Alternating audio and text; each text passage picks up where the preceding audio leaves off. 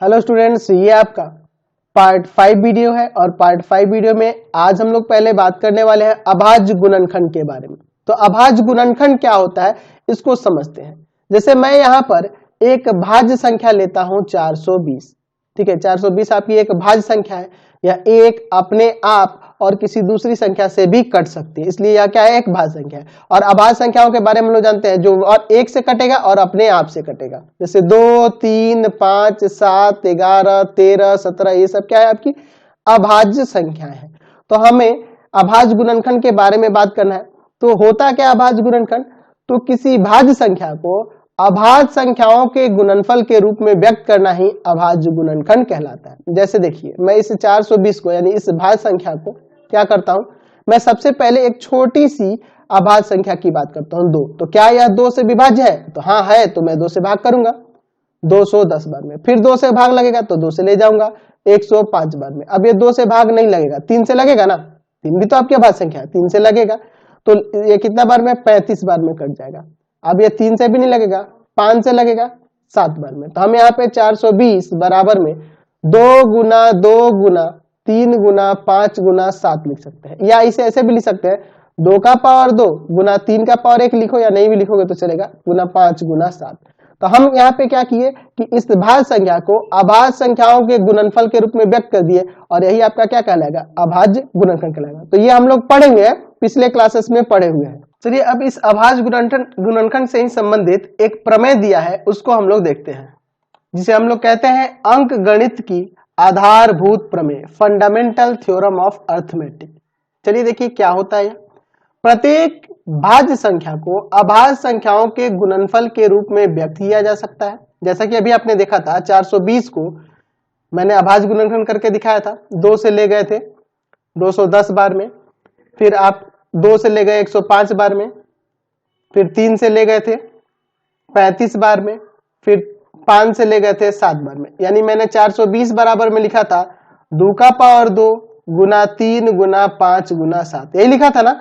तो हमने देखा था कि प्रत्येक भाज्य संख्या को अभाज्य संख्याओं के गुणनफल के रूप में व्यक्त किया जा सकता है, तथा यह गुणनखंड अभाज्य गुणनखंडों के आने वाले क्रम के बिना अद्वितीय होता है।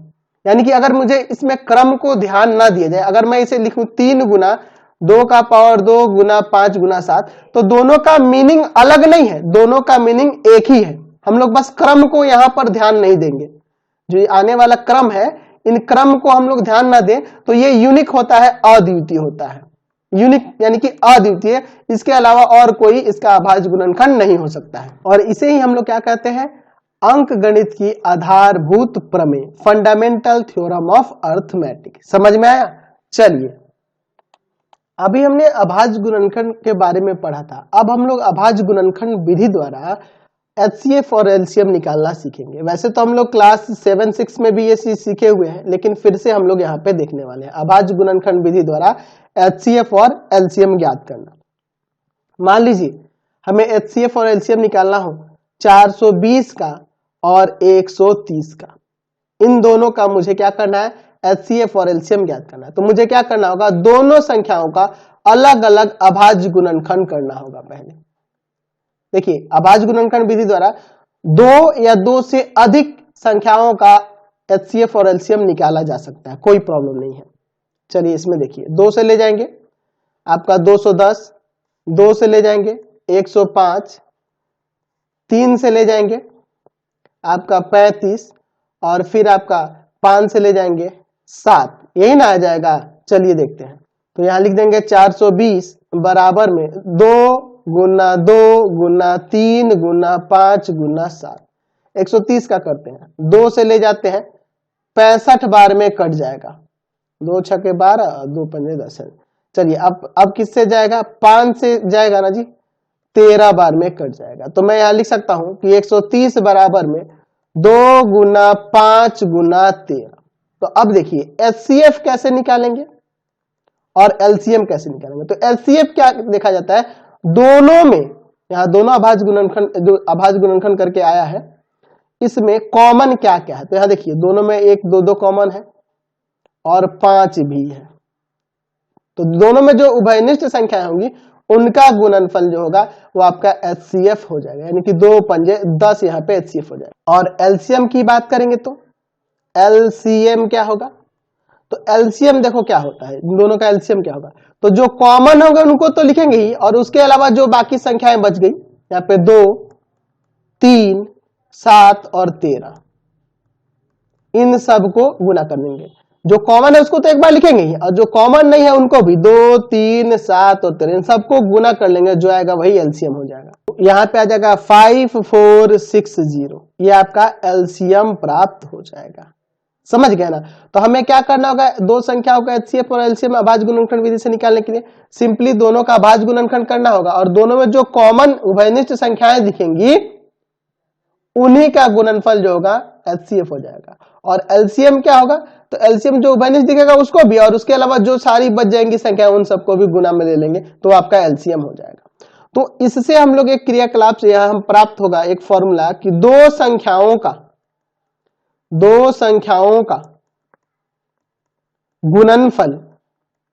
गुणनफल उनके HCF और LCM के गुणनफल के बराबर होता है। आप देख लो, अगर हम लोग इसके HCF और LCM में गुना करेंगे तो 54600 ये आ जाएगा, और यही 420 और 130 में भी गुना करोगे तो यही प्राप्त होगा। तो हमने यहां से यही ना एक निष्कर्ष निकलता है कि दो संख्याओं का गुणनफल उनके HCF और LCM के गुणनफल के बराबर होता है। एक फॉर्मूला समझो एक आ गया।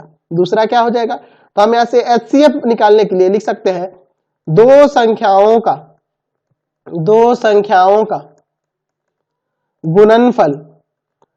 गुणनफल और बटा में LCM। समझ गए ना, LCM को मैंने भाग में ला दिया। एक और फॉर्मूला यहां से बना सकते हैं, LCM बराबर में दो संख्याओं का गुणनफल और बटा में HCF। समझे ना, एक बार इसको भाग में ला दिया, एक बार इसको भाग में ला दिया, तो ये दो फॉर्मूले और इससे बन गए। समझ गए ना, कोई दिक्कत नहीं है इसमें। चलिए अब हम लोग अभाज्य गुणनखंड तो समझ गए, एक और गुणनखंड की बात करें जिसे हम लोग गुणनखंड वृक्ष कहते हैं। कुछ टेक्निकल प्रॉब्लम हो गई, जिसे गुणनखंड वृक्ष कहते हैं। गुणनखंड वृक्ष कहते हैं, अंग्रेजी में क्या कहेंगे, फैक्टर ट्री। देखते हैं फैक्टर ट्री होता क्या है। जैसे आपने अभी अभाज्य गुणनखंड देखा था 420 का, अब इसका अगर मान लीजिए हमें गुणनखंड वृक्ष बनाना होगा तो किस तरह से बनाएंगे, तो सिंपल है, आप 420 को यहां लिख दो एक बक्से में घेर कर, और एक अभाज्य संख्या लेंगे, छोटी अभाज्य संख्या 2 से विभाज्य। 2 से ये कितना बार में कटेगा, तो 2 से भैया यह कटेगा 210 बार में। अब ये इसको पकड़ेंगे 210 को, ये 2 से कितना बार में कटेगा, तो ये कटेगा आपका 105 बार में। फिर ये 3 से कटेगा ना, 2 से तो नहीं कटेगा, कितना बार में कटेगा, 35 बार में। अब ये 5 से ना कटेगा,